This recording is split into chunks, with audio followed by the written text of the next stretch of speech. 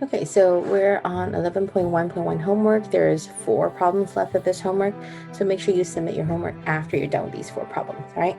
So the first one we are on is 11-9. Okay, it says, the mascot for Sacramento High School is a dragon. For an upcoming football game, the cheerleaders have made 7 large cards that together spells out dragons, D-R-A-G-O-N-S. Each card has 1 letter on it. How many ways can the cheerleader rearrange the letter cards? So think about it. There are 7 cheerleaders, right? 7 cards.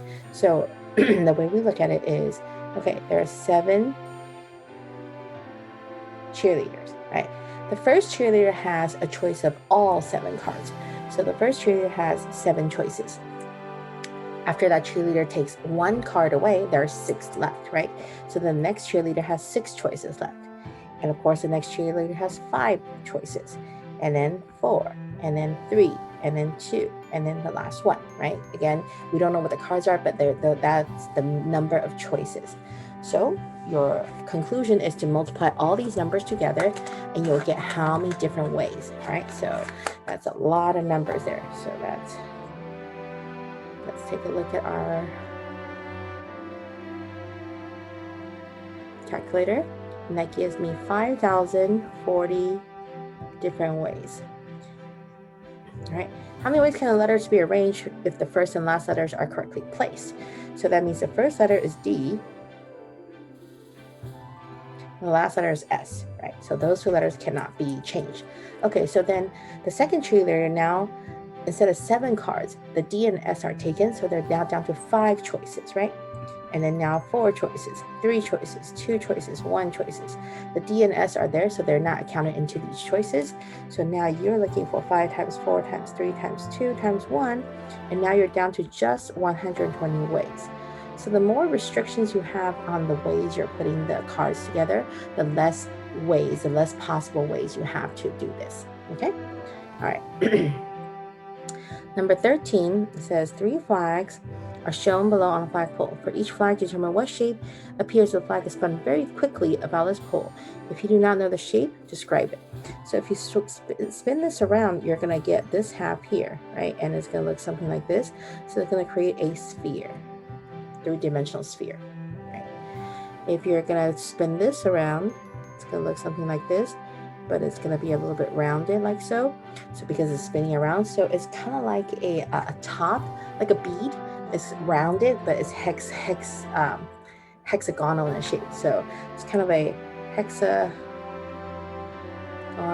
bead because it is rounded on the edges, right? Same thing with the pole. It's going to spin around, so you're going to see something like this. It's going to be a little bit rounded like so, and like this. So it's going to be a cone on top and the bottom, kind of like an hourglass if you turn it sideways. So I would say a sideways hourglass. Again, if you want to try this out, it's not that hard. Take a piece of paper, cut out the shape you want, and remember the stirring sticks we gave you guys last semester. Just stick the piece of paper onto the stirring stick, and you can spin it around, and you'll see the picture quickly, right? Okay. All right, 15. Draw a tetrahedron on your paper. So a tetrahedron is a pyramid with a triangle on the bottom and triangle on 3 sides, right? So a tetrahedron, I guess this is one of the ways to do it. So I usually draw a triangle and then kind of put a top right here. You do want it to be a little bit lopsided. You don't want it to be perfectly on the in the middle because it's really hard to see. So that's your tetrahedron, right? How many faces does the tetrahedron have? It has 4 faces because there's 3 triangles and a 1 on the bottom, right? So I have one right here in my hand that you can see. Give me a second. So here's my tetrahedron, triangles on each side and 1 on the bottom. So that's 4 faces. How many edges? So 1, 2, 3, right? And then the triangle on the bottom. So 3 more. So 6 edges. How many vertices? You have 1 on top and 3 on the bottom to make your triangle. So 4 vertices. Okay. All right, so on number 16 here it says, if n is bigger than 3, write a shorter equivalent expression for n times n minus 1 times n minus 2 times n minus 3. So we can see if we can spot a pattern here. If n equals 4, because that's bigger than 3, if n equals 4, that would give you 4 times 3 times 2 times 1. So that's really 4 factorial. When you have a number, multiply every number after it until 1, that's a factorial, right? What if n equals 5? This will be 5 times 4 times 3 times 2. Okay, so that's 5 factorial, but it doesn't have the 1. Okay, but n equals 6. 6 times 5 times 4 times 3. So that's 6 factorial, but it doesn't have the 2 factorial on the bottom.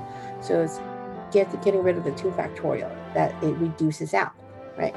And this reduces out 1 factorial, and that one doesn't have any factorial. So let's do one more. Maybe we can see a pattern here. 7 times 6 times 5 times 4. So that's 7 factorial, and I don't have anything after 3, so that's over 3 factorial. So notice how the bottom is always 4 less than the top. So you can simplify it by saying this is n factorial over n minus 4, because it's 4 less and the whole thing factorial. Okay? All right, I think that will conclude our homework, taking out all the ones that we're not supposed to do. So you should be able to submit your homework after this. Okay, that's it, guys.